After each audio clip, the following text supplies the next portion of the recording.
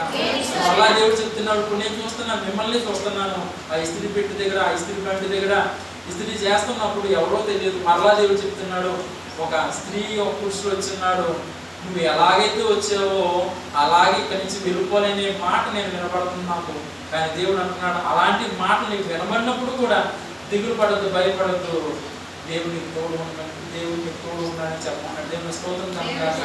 అది వారు, అదే మీ కుటుంబ సభ్యులు కావచ్చు, బయట వారు కావచ్చు, ఎవరైనా కావచ్చు, కానీ దేవుడు అంటున్నాడు, ముందుగా దేవుడికి మాట చెప్పినాడు కనుక దిగులు పడద్దు, భయపడద్దు, కాపాడువాడిని నేను ఉన్నాను కనుక నేను వాడిని చూసుకుంటాను.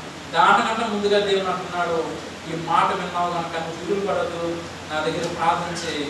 ఆ ప్రార్థన చేయడం ద్వారా ఎవరైతే నీ ముందుకు వచ్చి ఆ పని ఆటంకపరచాలనుకుంటున్నారో వాడిని అగ్నితో కాల్చివేస్తానని దేవుడు చెప్తున్నాడు. దేవుని స్తోత్రం కనుక ఈ మాట వింటున్న నీవు ధైర్యంతో ఉండి కుటుంబం అంతా కూడా దేవుడి దగ్గర ప్రార్థన చేయండి.